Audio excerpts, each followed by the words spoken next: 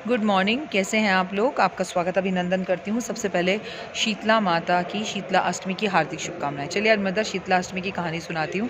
अगर आपके यहाँ पूजा नहीं भी होती तो भी आपको इस कहानी से उतना ही फल प्राप्त होगा जितना पूजा का मिलता है। एक बार शीतला माता ने सोचा कि मैं धरती पर जाकर देखती हूँ कौन कौन मेरी पूजा करता है और कौन कौन नहीं करता। एक गाँव में वो पहुँची। जिस गाँव में वहाँ पहुँची तो कोई माँ को तो पहचानता नहीं था। माँ ने एक बुढ़िया का रूप ले लिया था। माँ ने देखा उस गाँव में कोई मंदिर ही नहीं है और शीतला माता का तो बिल्कुल भी नहीं है, उनकी कोई पूजा नहीं कर रहा। तो वो बड़ी परेशान हुई, गुस्सा होकर वो गाँव के में किनारे किनारे धीरे धीरे चलने लगे।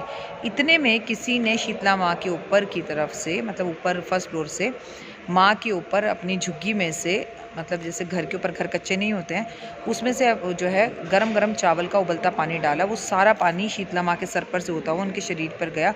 उनके पूरे शरीर में बड़े बड़े फफोले पड़ गए और माँ पूरी तरह जल गई और उई उई करती हुई चिल्लाती हुई पूरे गाँव में ढूंढने लगी। पर पूरे गाँव में ऐसे उनको तड़पता हुआ देखकर किसी ने भी उनकी मदद नहीं करी। शीतला माँ भागती हुई एक कुम्हारन के घर के बाहर जाकर पहुंची जो मटके बना रही थी। उसने जब देखा, उसने बोला, अम्मा तुम बैठ जाओ, मैं तुम्हारे ऊपर पानी डालती हूँ, तुम ठीक हो जाओगी। उसने शीतला माँ पर पानी डाला, ठंडी ठंडी दही ला कर दी और बोला, ये दही खा लो, इससे तुम्हारे फफोले ठीक हो जाएंगे। तो ये पानी डालने से, दही डालने से, दूध डालने से जो शीतला माँ पर डाला, उनसे उनको ठंडक मिली, फोफले उनकी जो जलन थी वो ख़त्म हो गई और शीतला माँ को बड़ा आराम मिला। तो शीतला माँ बोली, मेरे सर पे जुएँ हैं, क्या तू देख सकती है? उसने बोला, हाँ माँ मैं देख लूँगी। जैसे ही माँ की जुएँ वो लड़की जो कुम्हारन है वो देखने लग गई तो उसको दिखाई दिया कि माँ के यहाँ पर इस जगह पर तीसरी आँख है। वो डर गई। उसने सोचा ये कोई भूतनी या चुड़ैल है और इससे दूर भागना ही बेहतर है।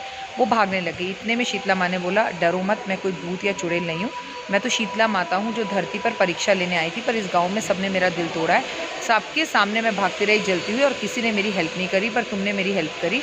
इतना बोलते ही शीतला माता अपने असली रूप में आ गई। कुम्हारन ने जैसे ही शीतला माँ का असली रूप देखा वो रोने लग गई और बोली, शीतला माँ ने बोला, तुम क्यों रोती हो? तो बोली, आप चारों तरफ नज़र घुमाकर देखो, मेरे घर में दरिद्रता ही दरिद्रता है। शीतला माँ ने तुरंत झाड़ू उठाई और उसके घर में से दरिद्रता को बाहर निकालने लगी और एक कासे का, मतलब एक कटोरा पकड़ लिया जिसमें मिट्टी डालकर, दरिद्रता डालकर उसके घर के बाहर फेंकती रही और उसी के घर के बाहर एक गधा रखा था। माँ गधे के ऊपर बैठ गई तो माँ की सवारी गधा हुआ और हाथ में झाड़ू हुई और शीतला माँ ने कहा, आज से तेरे 7 जन्मों तक कभी कोई दरिद्र नहीं रहेगा। इस गाँव के अंदर कल आग लगेगी और पूरा गांव जलकर राख हो जाएगा, लेकिन तेरा घर नहीं जलेगा। ये गन्ने का रस मैं तुझे देती हूँ, इसे अपने घर में छिड़क दे।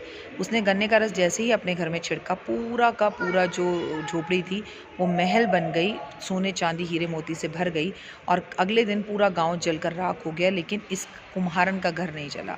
ये बात राजा तक पहुंची। राजा ने कुम्हारन को बुलाया और कुम्हारन ने राजा को सारी बात बता दी कि ऐसे ऐसे हुआ था, इसलिए शीतला माता नाराज़ थी।